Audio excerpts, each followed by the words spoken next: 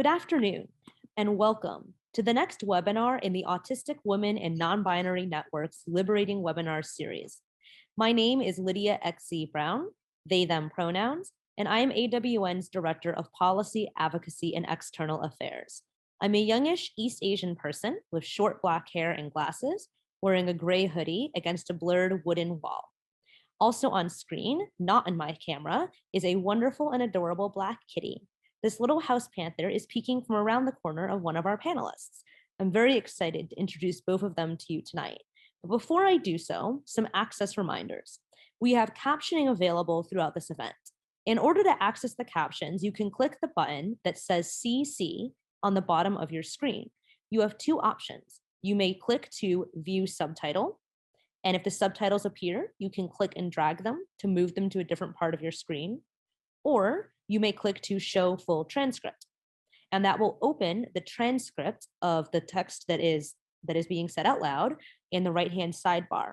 You will not be able to view full transcript and view the chat in the sidebar at the same time. So if you choose that option, you will have to pick which one.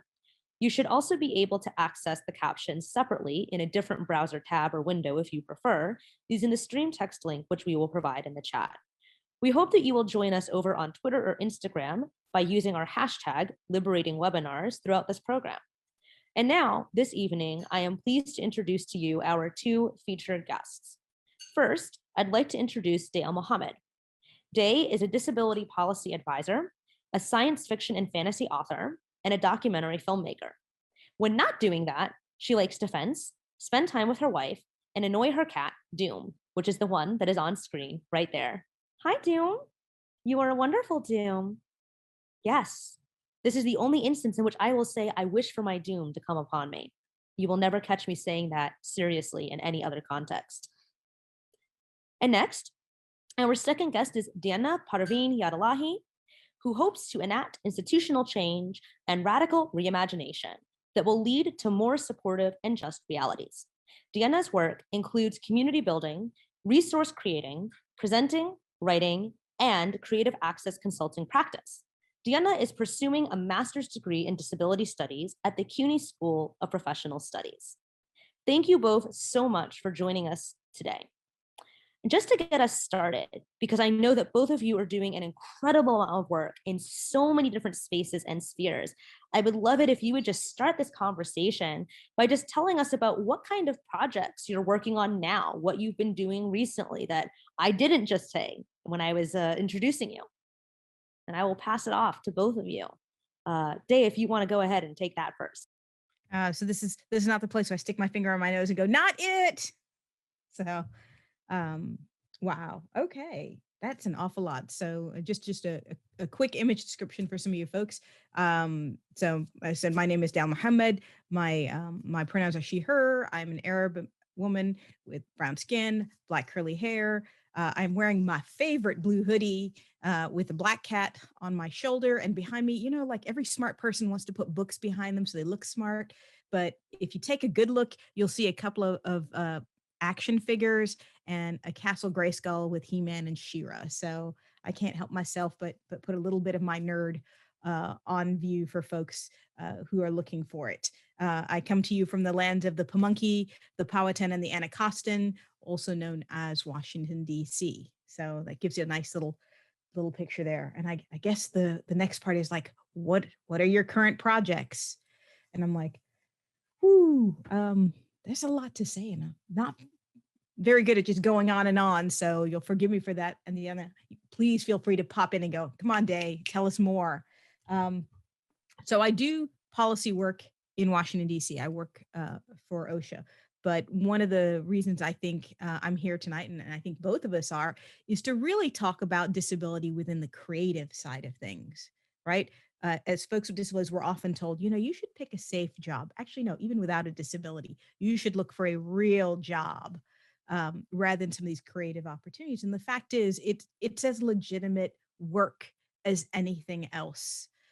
So I just want to put that out there up front, and feel free to pop in. Don't leave me out here talking by myself.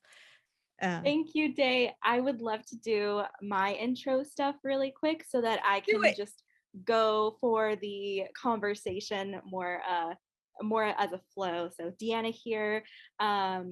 I have light brown skin and short curly hair that's shaved and has bangs to the side. I'm wearing noise canceling headphones that I'm really excited about having that has a built-in microphone.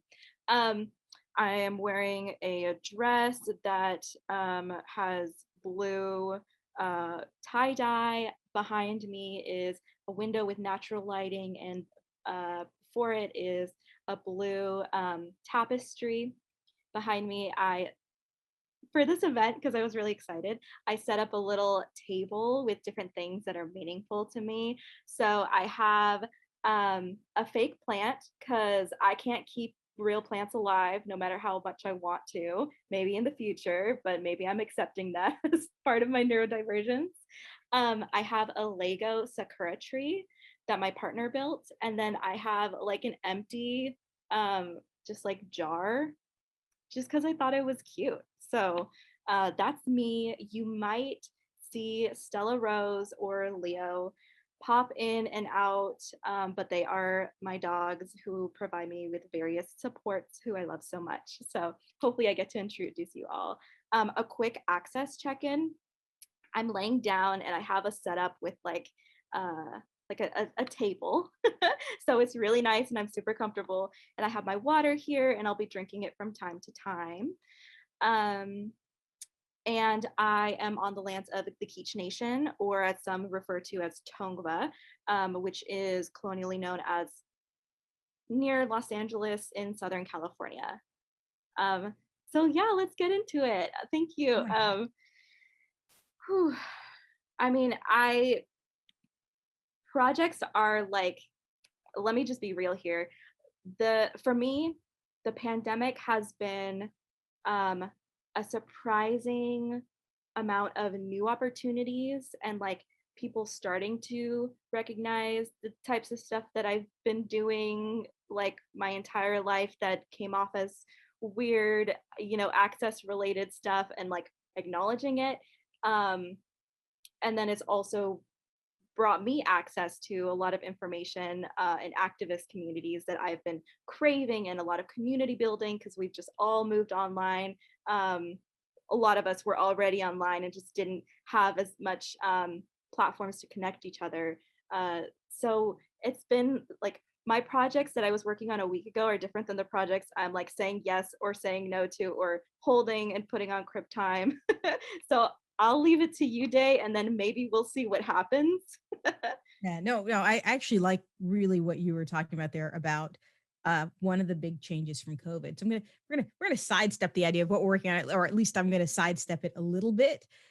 So one of the things I said that I do was I work in documentary film, and in case anybody doesn't know, one of the toughest things about film, especially if you have a disability, I mean, it can be both good and bad, is filmmaking is a team sport, right? Nobody can make it on your own. I write novels; those are nice. You can get an editor, you can get a publisher, all that. But the writing of the book is just one person, you. To make an actual film, you have the person who writes the script, you have the producers, and there's usually more than one. You have the directors, there's an editor, and there's people who provide the funding. It's just a whole package. And so to really be successful, you end up having basically a team of people, right? So one of the things that's really hard to do is how do you meet this team? How do you build this team? Especially if you have a disability, and sometimes access is hard. It's hard to get into those places where they network. It's hard to get to the conferences, to the festivals. Like, this is where you're going to meet your people. And when all the film festivals and all the film and documentary filmmaking conferences moved online, suddenly you have a chance to network and meet and talk and work with folks that you never had before. And so it's one of the things that I think has been particularly thrilling. And in many ways also for folks with disabilities who maybe have been doing stuff online previously, nobody was coming to your stuff, but now people are, because we're all there now.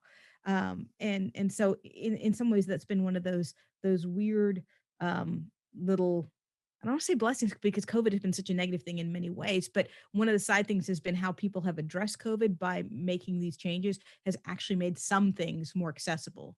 And now there's a whole battle with regard to online platforms and what's accessible and not. But as far as being able to help build some of the teams for filmmaking, that has been absolutely fantastic. Um, so I'm gonna pause there because I have a feeling you've got stuff to say on this too. Yes, so much exciting,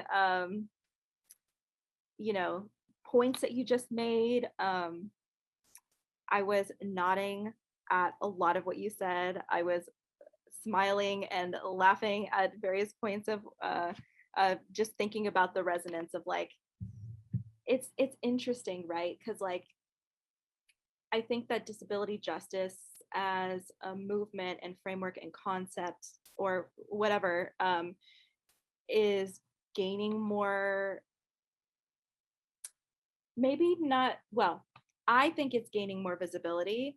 Um, and I also think that we're moving towards more of like being able to accept what comes with disability justice. But at the same time, um, I'm also becoming kind of afraid in certain ways about being my full self because I think that there's pros and cons to the gaining visibility, right? It's like there's more criticism and like I actually love criticism in terms of like I take it as an investment in my process, but at the same time, like sometimes sometimes it's actually not criticism. It's like something different that I don't have the words for. Sometimes it's like tone policing. Sometimes it's like um, holding ourselves to a different standard.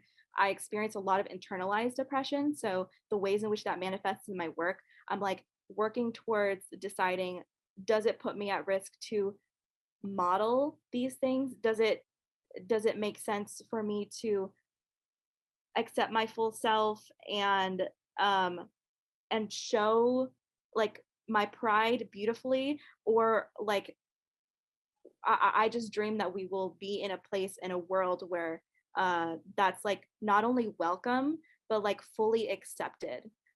So that's part of like me just being a dreamer, and I'll pause there and see if you have any No, I was gonna thoughts say, about I that. get it. I get it. It is the, we want to say, you know, let's be out, let's be proud, let's push that disability narrative and push disability justice. But the fact is, there, it's a real world out there, and it is hard. And it is hard because people can be jerks, right?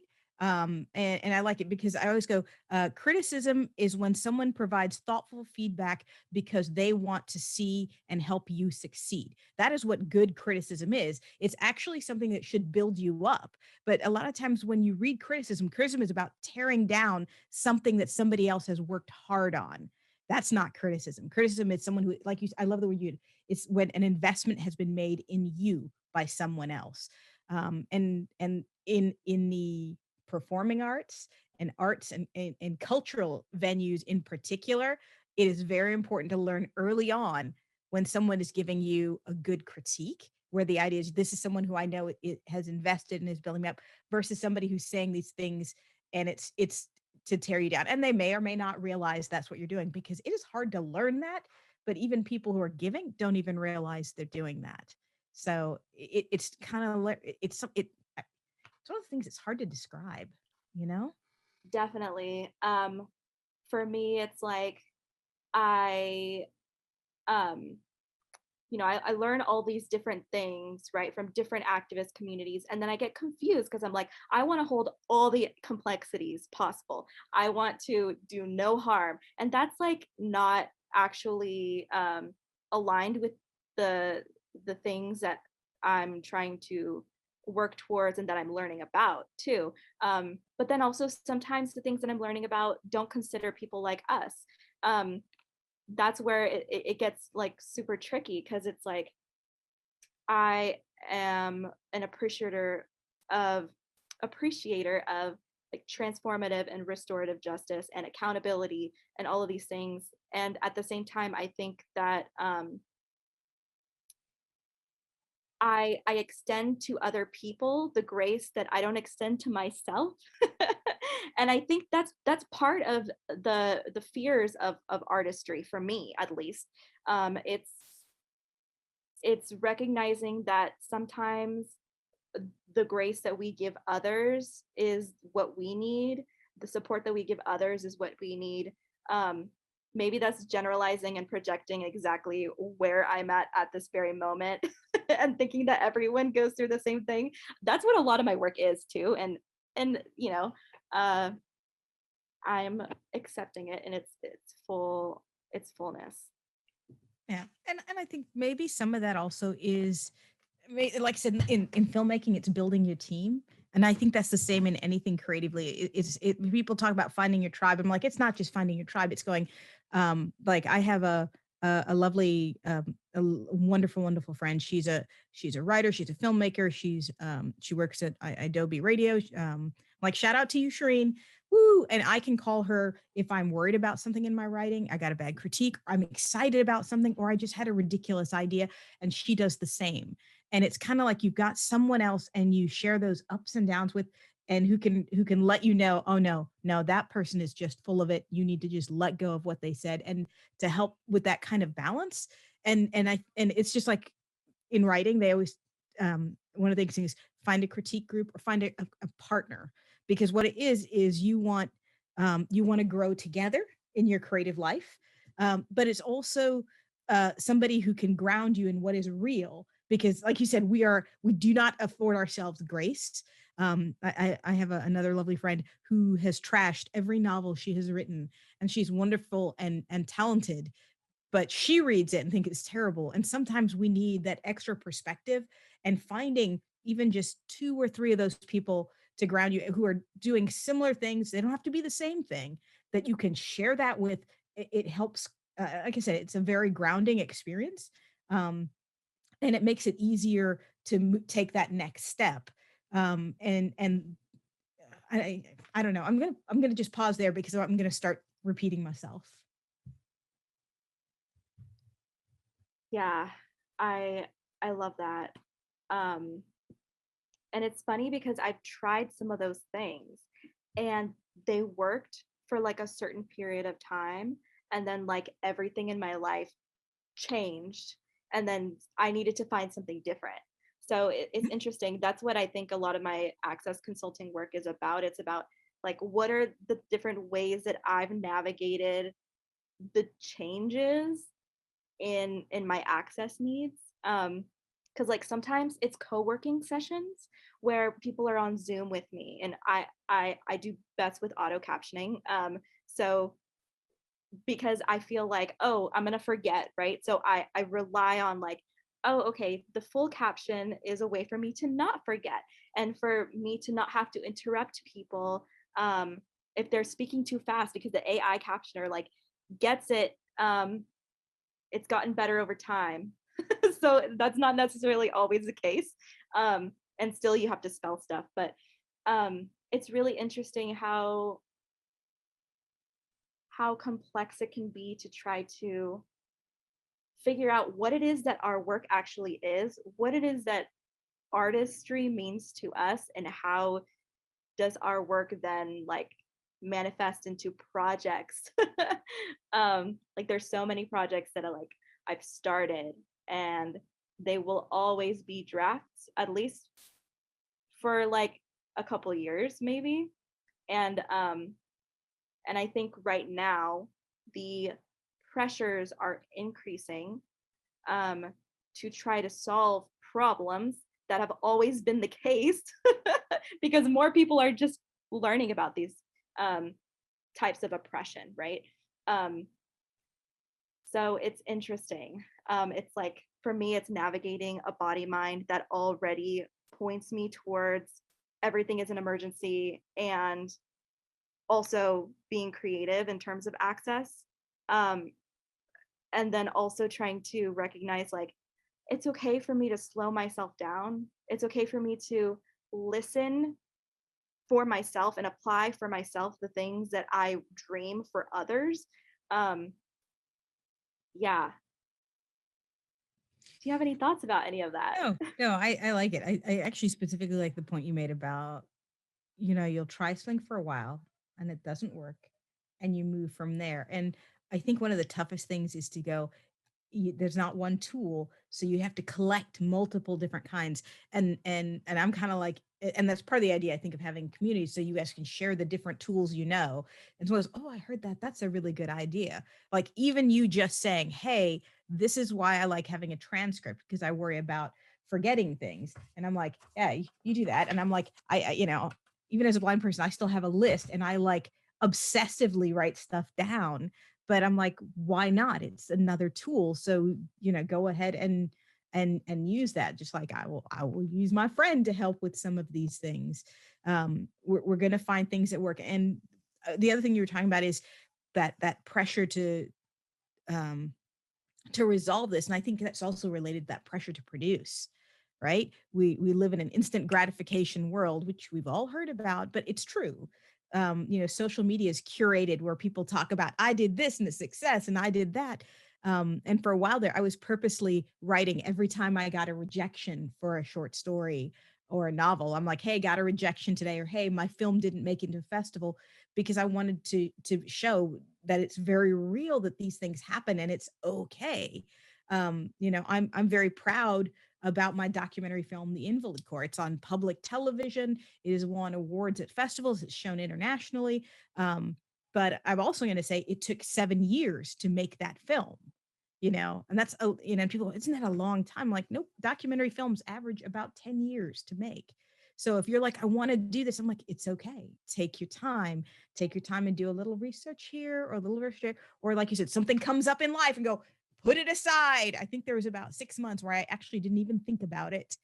And then there was a frantic time where I did tons in 1 month, mostly because I was trying to avoid doing spring cleaning in my house.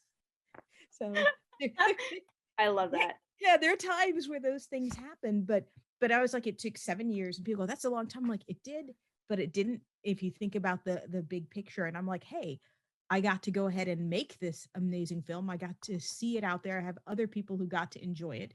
There's a piece of disability out there in the world now that people can learn from. And you can walk away and go, I did that and I made that, and that's okay. And there's not that rush.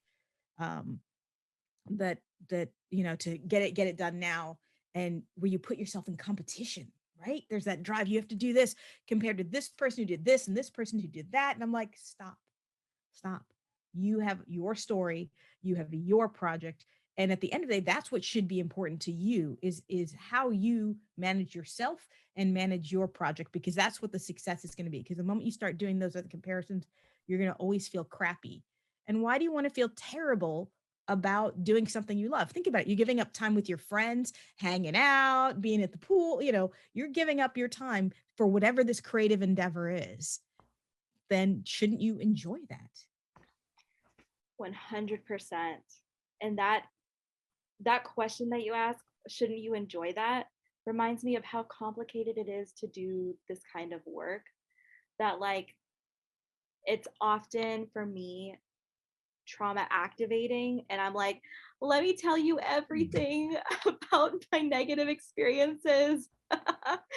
And just doing that, like, okay, so I'm in grad school doing disability studies master's. I basically pushed starting my semester until a few months in, which is a really bad idea.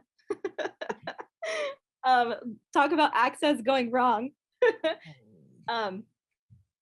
I got an opportunity to write a book chapter, but I also have never done anything like that before. So I was like, oh my gosh, I've been trying for years to talk about my experiences. And then I experience more experiences each day that goes on, where I'm like, oh, I need to write about all of this. And then, yeah, needless to say, it's like it's still in draft form and they're moving forward with the book. And I'm like,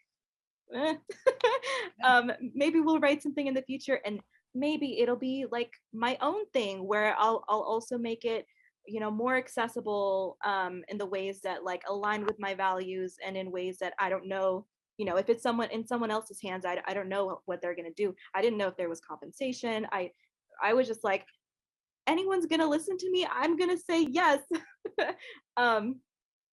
So for me, at this very moment, I'm learning to like slow myself down, try to track the lessons that I learn, because I know that I forget them, and then center my work around sharing those lessons with other people in a way where I know that my lessons are going to change. So like now I think of all of my work as being in draft form, that everything I do is a working draft. And I feel like maybe if I ever publish anything, it will always be clear that it is a working draft. Like in my writing, I do all of these non-traditional things. I reject APA style. I'm just like, yeah, I I do a lot of things differently in resistance. And like I'm an overanalyzer, so, and an over-explainer, as you might be able to tell, but I'm also very self-aware. So I feel like there's a lot of lessons. Like I like to hold on to the lessons. I actually wrote some affirmations for myself that are on my working draft website that I'd love to share later on. Did did you have any things that you know popped up for you of you know anything you want to share? About, I'm like, I'm so sorry. I lost the thread of the conversation. You know what? I had a question that I just thought of. Mhm. It was not about our projects, but let's just say hypothetically, and I'm taking a little bit from, I think, a Facebook post that Lydia posted. Um, let's just say that like money wasn't an issue, time wasn't an issue. You were in like the perfect setting to do your work, and there's one project that you could start to work on that you're most excited about. And it could be a working draft project that nobody ever sees. Um, if you feel comfortable thinking about that or talking about that, what might that be? Actually, I have the privilege and the pleasure of being able to say, while the scope may be different, I do have the opportunity to do some of that right now. So one of my biggest things I'm a big history nerd, right? Which might explain why my first documentary was a Civil War documentary about the Invalid Corps, like regiments of disabled soldiers in the war, because guess what? They were erased from the history books. I'm like, no, I want to tell our history. Yes. Because if you think about it, let me see if I can do it. Like disability culture, if we talk about it, it's a celebration of the uniqueness of disability, right? It's our visibility, it's our pride, and it's about societal ideas about value and contribution. And history is a big part of that, right? We have been around as long as people have been around. And we don't, it's like we don't exist, or if we do, we are caricatures of victimhood or of overcoming. And I want to tell stories not about people with disabilities being included. I want to tell stories about how we have driven and we have transformed society. Because we talk about doing it now, but the thing is, always been doing it, and we don't get to tell those stories. And so, one of my things has been I wanted to do a series of disability profiles. I want to do amazing people with disabilities you have never heard of, because not just us, everybody should have. Um, and I got a chance to do that last year with PBS and American Masters, and I actually have 3 essays of people with disabilities. So we did Gouverneur Morris, who's one of the founding fathers, and he actually helped write our Constitution. And I'm like, now the nice formal history part was most people figured, we the people of these United States of America, right? We all know those opening words. The thing is, the Constitutional Convention didn't have those words in their version.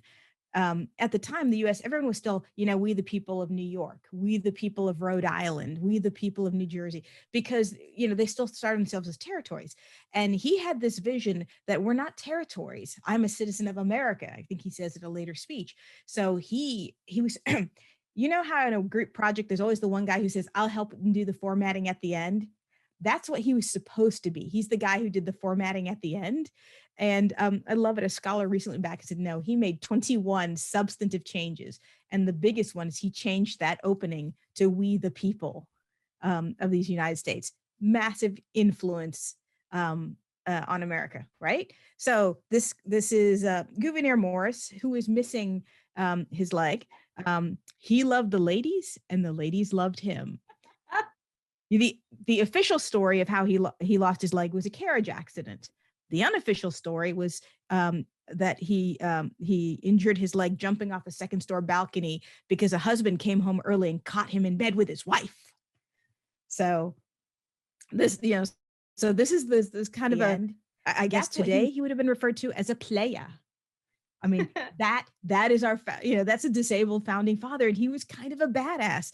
After the American Revolution, he was sent to France. And of course, France is now in the middle of its revolution. And he was, and he was, at the time, he was enamored. He was still attached to the monarchy at the time. So he got thrown out of France because he tried to rescue Marie Antoinette from the guillotine. I'm like, tell me that's not a badass person with a disability that we'd want to hear more about, right? So those are the kinds of stories I want to hear about. Somebody who actually changed America and wasn't your usual overcomer, but was just kind of this like sexy guy. And so those are the stories. How about you want to talk about projects with time and money? That is what I want to do. I think that is what we deserve. We deserve the sexy, badass disability history, not our overcoming, not our pitied stories, but how we've actually contributed. And in kind of a fun way. We don't get that in our history books. We get the holy trinity of disability. We get Helen Keller, FDR, and Stevie Wonder. That's it, and I think we deserve more than that. Day, I love that. I love that so much.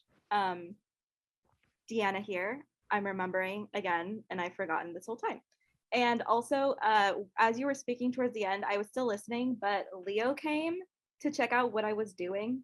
And like I wanted for him to like sit with me, and he was like, no thanks. I'm gonna go take a nap. You're doing your thing. I'm gonna go do my thing. So we're being cheated out of a cute dog, everyone. I just want to know that. Cheated out of a cute dog. I love that, Day.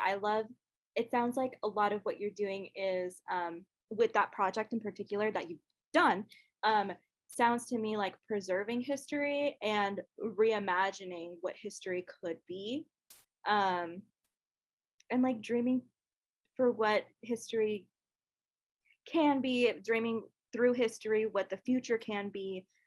So I love that. And yeah, I'm really excited by that. Yeah, so the idea is we start with the essays. The next step is let's see if we can get a video series. Let's do that. You know what's really funny? I actually got DM'd around that time from PBS asking me if I wanted to send like a video of myself maybe it was about this very project, and I just didn't even have my stuff together to like respond. Actually, I responded and said yes, and I still have the information as a to-do list item on one of my to-do lists because that's where we've been at this pandemic. Right. And you guys have heard, yes, we both keep to-do lists. We are still working on those to-do lists. Yeah, and like it's so complicated because what I do to organize myself literally changes even throughout the day. Yeah, I'm excited by your work and our conversation. I'm reminded that like I do have some themes in my own work of like what is this kind of stuff and what have I through the pandemic learned are things that people are doing that I then like tacked on as a collaborator with them, for them, about. So I really want to talk about my experiences with intersecting oppressions in academia. That's a project for the future. The Medium has been writing and it's been like dreadful. So, but like I have drafts that are, I have like 20 drafts for that same project over years.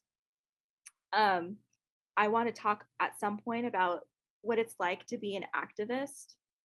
Um, and I'm still figuring it out because like sometimes I question like what does it even mean to be an activist? So I think there's really cool um, like organizations and Instagram profiles that I'm following that like I think there's the Bad Activist Collective that I've really loved their so like during the Q&A I'll drop the link to that. um, yeah, like for me, a lot of uh, having hope for the future during this time of the pandemic and during this time of like um, increased visibility of issues that have always been the case, sometimes increased heightening of issues that have always been the case, um, or sometimes it just appearing that way or manifesting in that way for different people has really been community for me and accessing the art that other people put out there and dreaming through the different media that people use and the different projects that people create of what future projects could look like, what collaborations could be, and what the future could be. Because I think this queer disabled people of color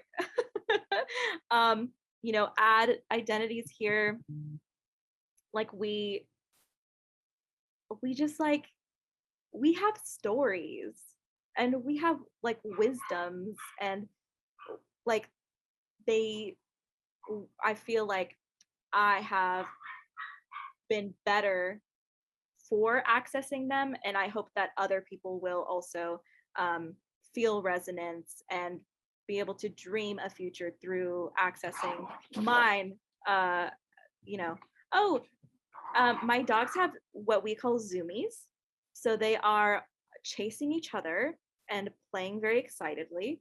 And I wonder if one is going to make a special guest appearance. We shall see.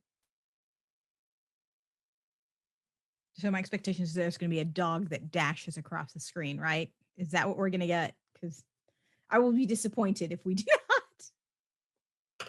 Can you hand her to me really quick? Okay, she will go pee in just a minute.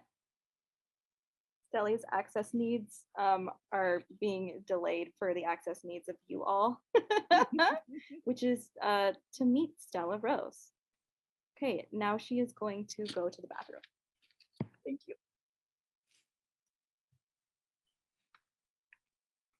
Leo, do you want to hang out? He's like, no, I want to know what they're doing. Mm-hmm.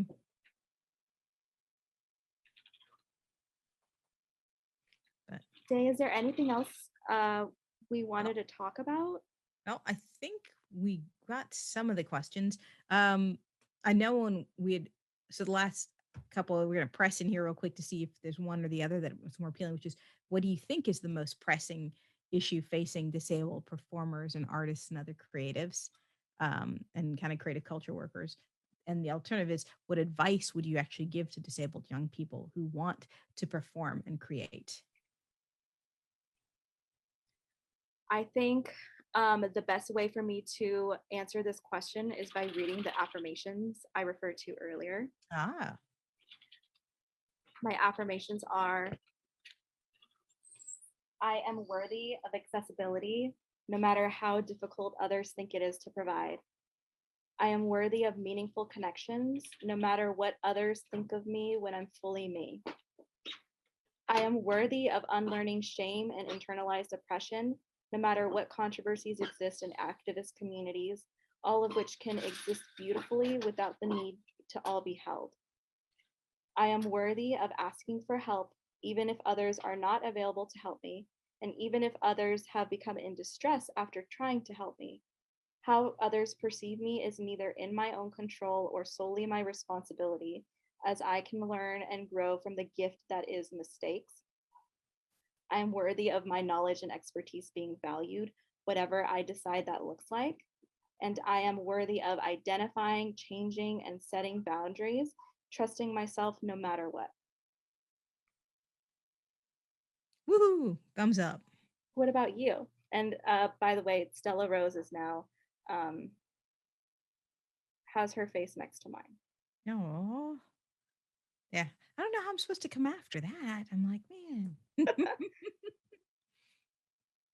So, I think if we're talking about, um, I guess I'll try and grab two at the same time, which is pressing issues facing disabled performers, artists. Um, and I think there's two. One is we don't have a clear pipeline or a mechanism for moving forward.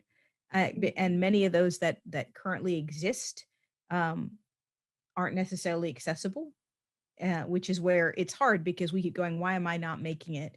And these most people treat it as it's our fault in many ways. And so I think your affirmations come in super handy as a reminder to go, hey, you are fighting against all these other things, and you need to, like you said, give yourself a little bit of grace. And so I think that is one of the toughest things to do. And I always, I guess, as advice to that, which is both tough because you end up facing those same barriers, at the same time can also be helpful at finding allies, is finding spaces and people who are supportive. Um, Yes. I am actually a member of Women in Film and Video in Washington D.C. and Docs in Progress, which is a documentary filmmaking organization, and their mission is basically one for the one is for to encourage and support women filmmakers, and the other one is to help. I think their mission is like everyone has a story to tell. We help provide training, equipment, stuff to help people learn how to tell their own stories in documentary film. And I walked in there into the organization as a blind person saying, hi, I just signed up for your filmmaking class. I'm blind. I don't know how I'm going to do it. But I want to make a documentary. And I did that a year and a half. Was it? Yeah, I going to say it was eight years ago. And the instructor's like, well, I don't know how to teach a blind person to make a film, but you know what? We'll figure it out. And the class was far from perfect. There were mistakes on my end and hers, and we both got frustrated, but we both enjoyed that. And the thing is, the result of that, it was a little 8-week class, was what would become the trailer for my documentary. That trailer became a film. That film led to me working with other filmmakers and helping to create Forward Doc, so FWD-doc.org, which is Documentary Filmmakers with Disabilities, with Alyssa Namias, Lindsay Dryden out of the UK, and Jim Lebrecht, who is one of the co-directors of Crip Camp, which led to me working on these essays that were now a part of PBS, and actually working on the idea of building and actually creating that dream project of a series about amazing folks with disabilities in history. And it all starts with that step one.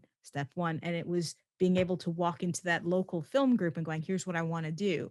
And I was fortunate that I had an instructor who was up front going, I have no idea how to do this, but we'll figure it out. And we both were able to, like you said, give each other grace to be able to, at the end of the day, create something.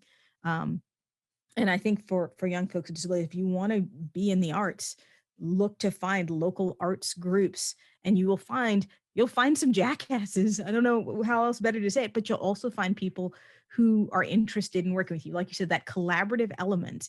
And like I said, if there isn't a pipeline, it means you might have to create and figure some things out. But at the end of the day, we're choosing to spend our time on this. We're choosing to find the joy in this creation. And that's probably one of the most important things. Don't do the comparisons. Don't look, do the, if I don't win an Oscar or an Emmy for my documentary, my life is merely, the idea is you look at, all right, what's the next step and what I want to do. And the fact that I have joy in the process of the making, even if it's just a rough draft that I do for myself, because that at the core is how you will be spending your life.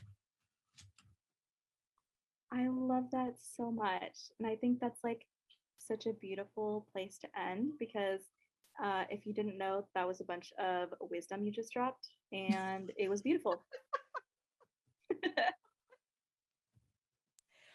Hello, I think we have Lydia back. I am adoring that wonderful doggo who is the bestest doggo ever. And with that, I really want to thank both you, Day and Diana, for this wonderful conversation. I'm so glad that you both joined us. And we're now going to transition over to a time of Q&A with the folks who've gathered with us today. Thumbs up. We have some excellent questions already here.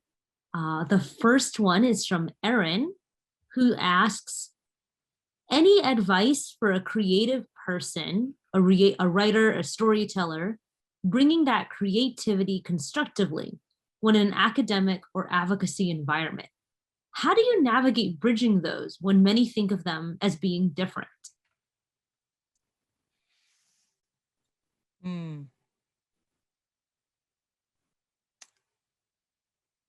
Actually, I'll be honest, I am not sure that I have actually managed to say that it's successfully bridging. There's a reason I do my governmental affairs work in one arena and I do my filmmaking and my writing in another. So I'm not sure there's an easy answer to that. And the fun thing is, though, you will find creative nerds in both environments, but I think sometimes in the way the work is done, whether we like it or not, has tended to be a little exclusive. Like I know Lydia's a total like science fiction nerd, just like me, right? And I know a bunch of advocates and we've had massive talks about comic books and and the economics of Wakanda and comparing their political policies compared to ours and what it means for immigration. But it's that's the fun part. But I think in general, I've ended up going, I will go to where the folks who are creative. And in many ways, it's almost a different, I don't want to say it is, it's almost a different form of advocacy in that way. And I'll operate that because it works a little bit differently than what I've done policy wise. So I don't know about bridging. I think it's just finding out what structure works well, where it works, because there's a reason there are careers in the arts. There's a reason you have careers in policy, and even academia tends to be a little stuffy sometimes about some creative elements. So I think it's looking for those. It's such a squishy answer, and I hate giving squishy answers, but really it is finding where you're going to find the best support to be able to lean into it, because you don't want to fight an uphill battle, right? Or if you do, make sure you get a bunch of people, your own posse, to back you.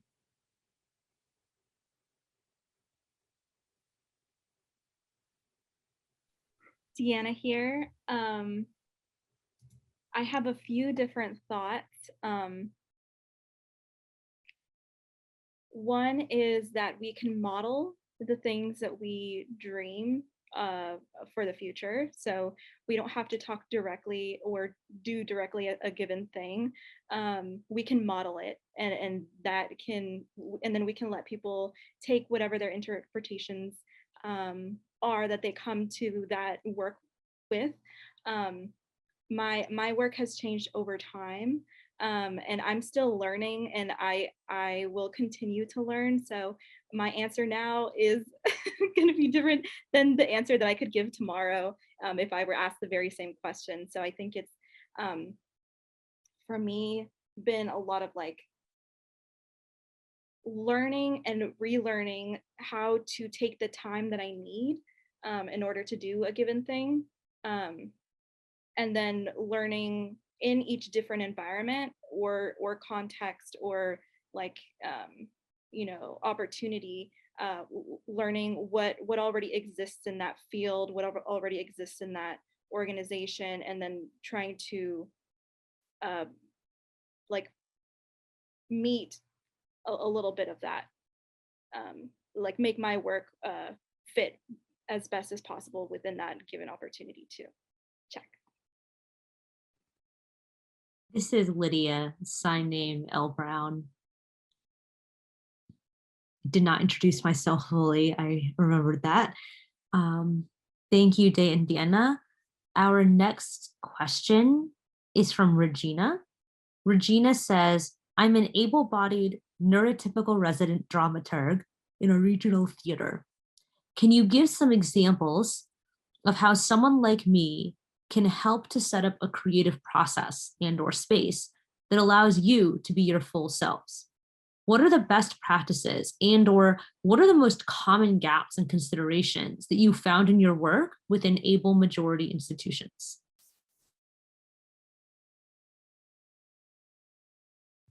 Oh, you take this one first. I actually, in practicing what I have been saying, need some time to write down my notes. um, so I mean, if we need to take time, we can breathe together. Like, that's part of disability justice too. Um, modeling what we are talking about.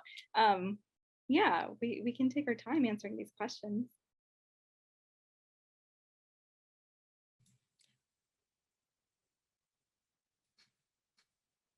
Yeah. And I think part of it is none of the questions are ever easy. And nobody wants to give a flip answer. Although I love giving flippant answers. They're just never as clever as I hope they will be. So I'm like, go, go, go, you answer because I need to think. You're like, no, no, no, I need to think. And actually, I'm going to riff while you write because I think that you're right. It's the perfect example because the biggest problem with any of the institutions is their inflexibility, right? This is the way you teach. This is the way people learn. But we know that that's not true. And when you add in anything that falls outside outside of the box that the institution is built on, which we know, come on, these boxes for teaching were built, what, 1800s? 18, rise of industrial revolution is actually shortly after is where we started seeing the way pedagogies were locked in. And so part of it is being able to flex with that. And sometimes it can be as simple as going, you know what, I want to make this a great experience for all of us. I want us all to learn and grow.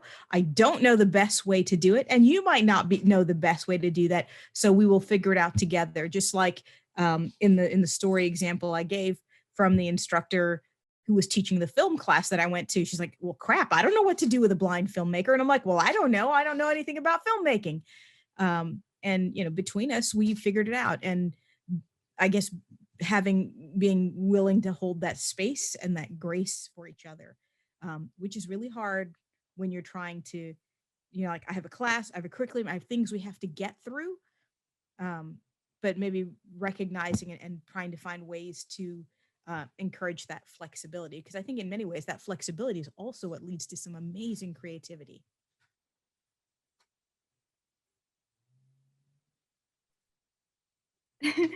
Deanna here. I love that so much. And like what you said reminded me of a lot of different things to possibly say too.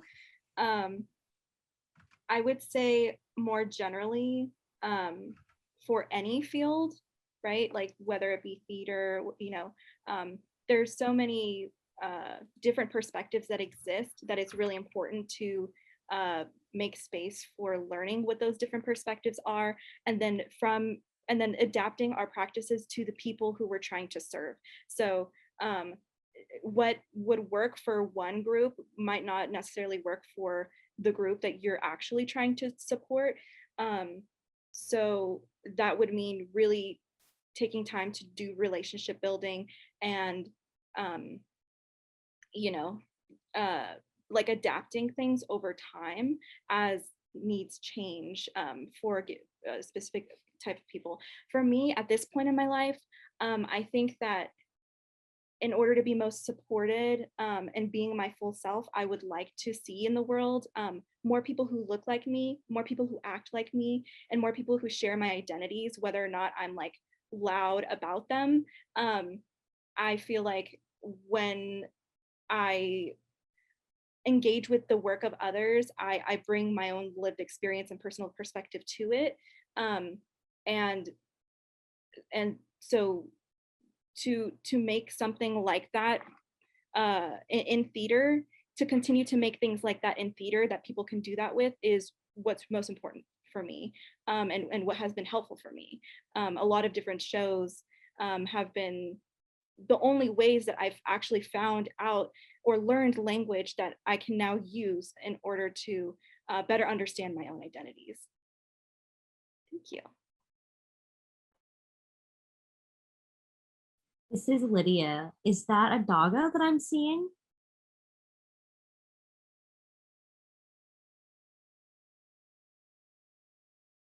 Hi. That will be Gamma trashing my office. Hi, Gamma. We have our next question from Jenna. Jenna says, is there a specific narrative representation of disability of any kind in film or theater that you point to as a positive experience to watch from your personal perspectives? Ooh. There are a few out there. I think the one that most people have been talking about lately was the fact that Crip Camp had an actual run at the Oscars this year. And granted, it's a documentary, but it does have representation of disability. What made it unique was, I think, in many ways, was the representation of disability was also behind the camera, which meant that the storytelling was more nuanced. So that's what I'm gonna lean into.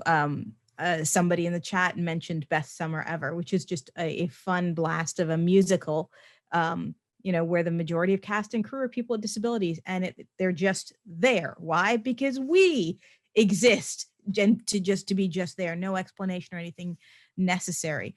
I don't think there's any single specific narrative representation. I think my biggest cranky point, a lot of people will toss out the percentages, and those statistics usually are emphasized who's in front of the camera.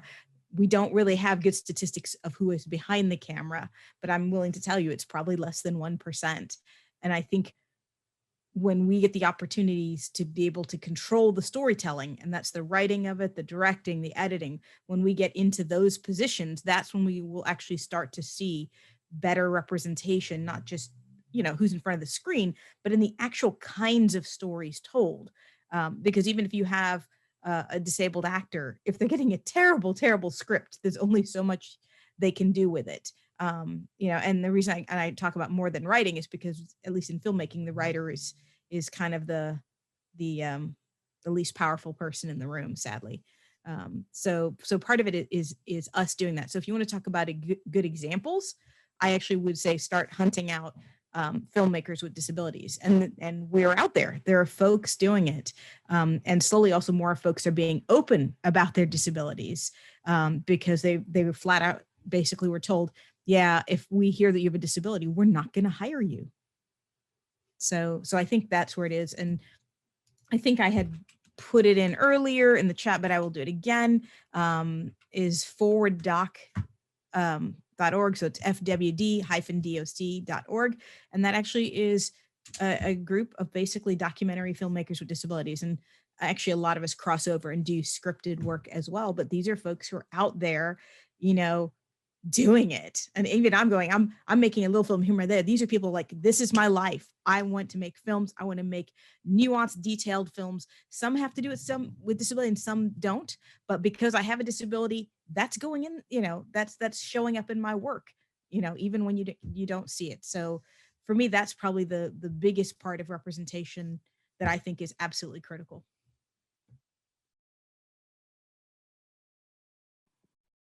Deanna here. Really quick, just wanted to say that in response to that question, there's another question that is exciting. For me, it really changes again every day. So for me, I really like engaging with materials that hold different perspectives and different complexities. I think that's probably the best way I can answer that question. Thank you.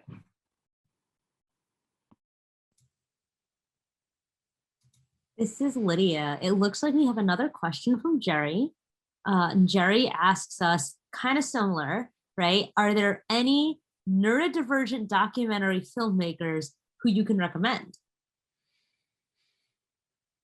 I'll be honest, not off the top of my head, but that's probably because I don't make a list based on disability. I previously actually whose stuff I thought was kind of fun, who he recently lost, was Jay, because he did these fun little videos with puppets that I thought were amazing. Base pronouns are they them. Sorry, thank you. I keep doing that. They them, and they did some neat stuff with puppets, and I was talking about other things that could be done with film and ways to expand that. And so that's kind of, yeah. So they would have been who I would have said it off the top of my head. So yeah, so not off the top of my head, but I know there are several folks within the group, and I know there are several folks out there doing it, including a few who have purposely chosen not to reveal that they're neurodivergent. Also would add to that Marek Sedgwick, Marrok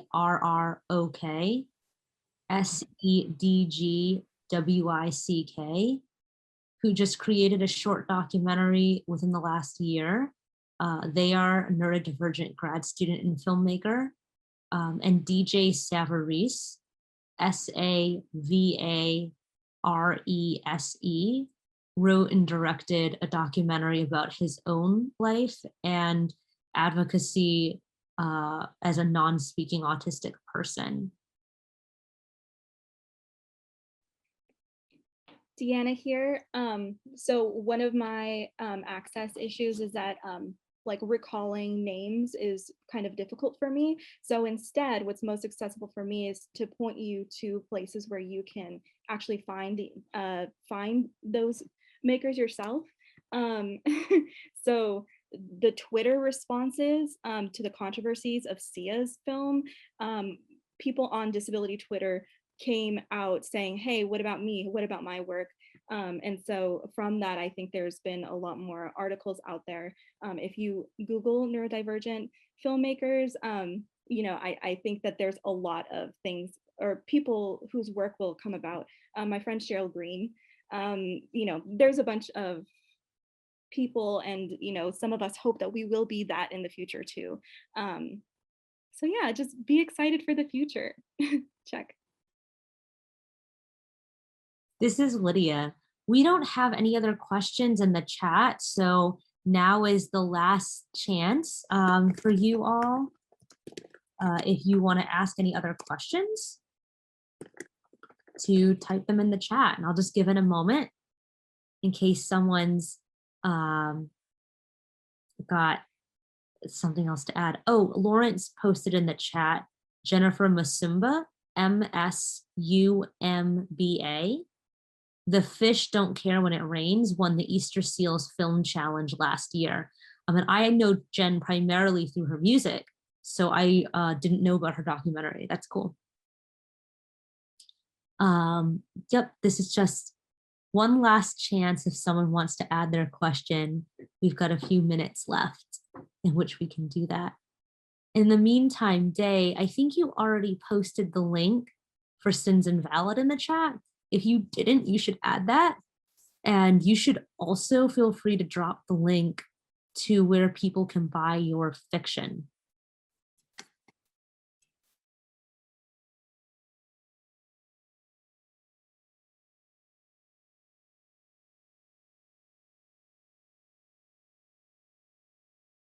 So let me go ahead and do that.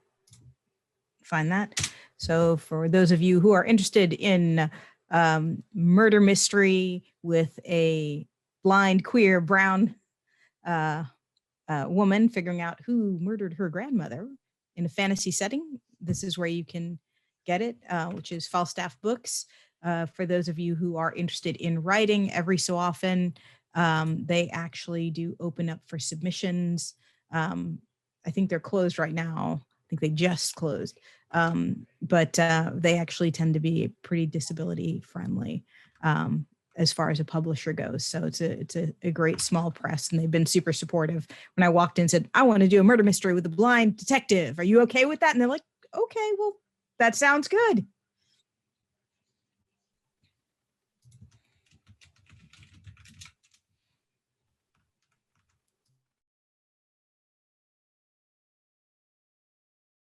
This is Lydia. It looks like we don't have any other questions coming in. So thank you all again for joining us. Our videos will be available likely later this summer on our website so that you can come back to watch this again. And we hope that you'll join us soon for our next programming, which will be soon.